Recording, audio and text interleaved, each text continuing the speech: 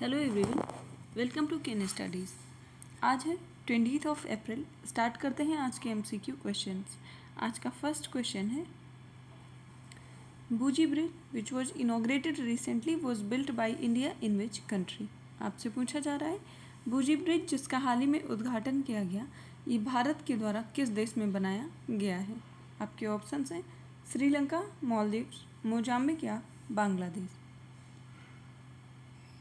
और आपका correct option हो जाएगा ऑप्शन सी। इसका निर्माण मोजाम्बिक में किया गया है।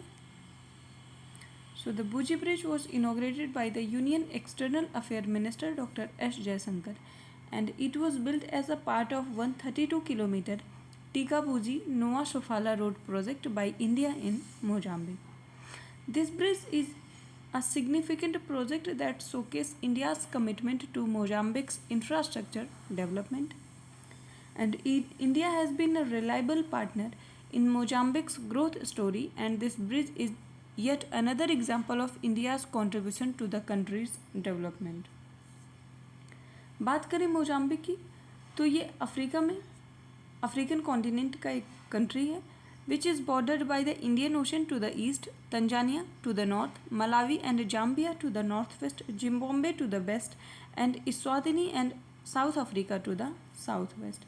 इसकी कैपिटल और लार्जेस्ट सिटी है मपूतो।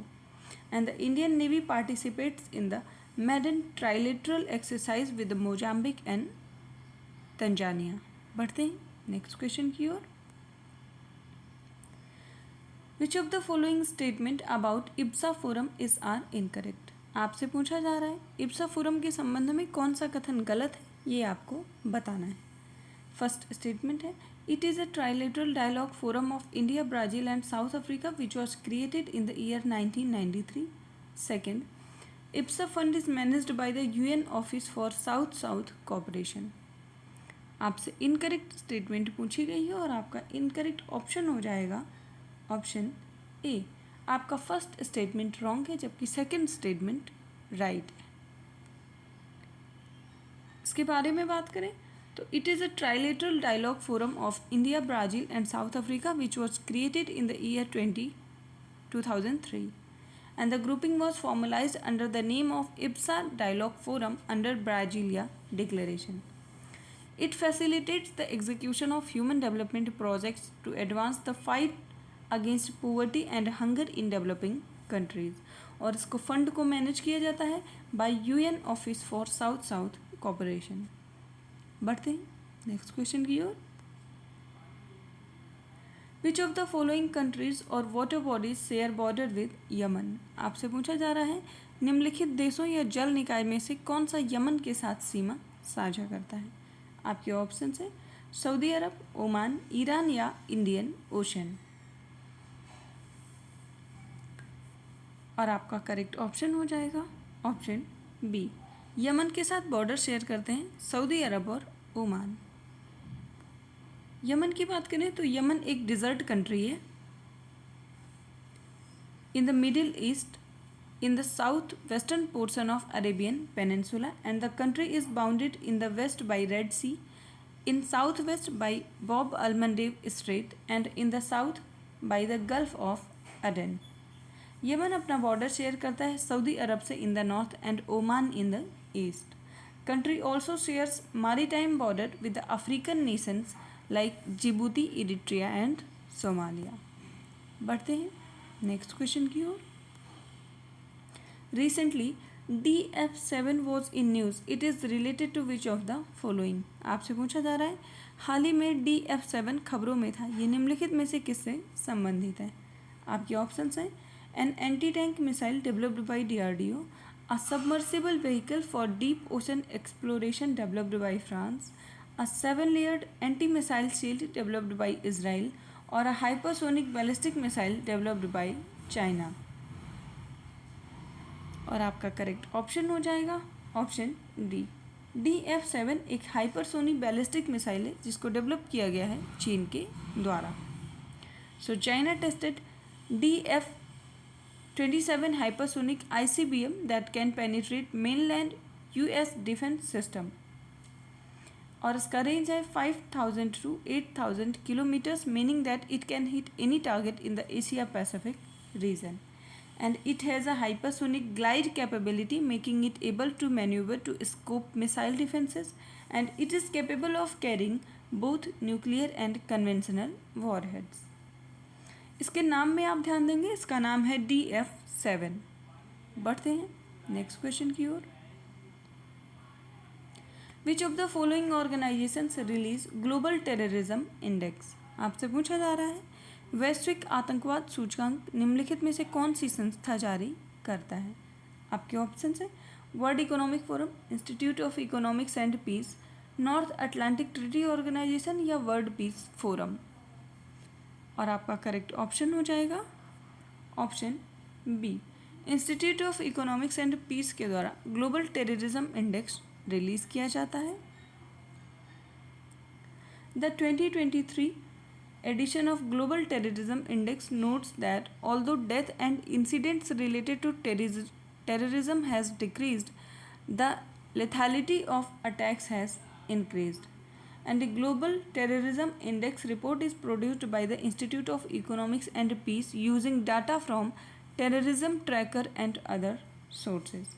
And according to this 10th report of GTI, Afghanistan remains the country most impacted by terrorism for the fourth consecutive year, despite attacks and death falling by 75% and 58% respectively.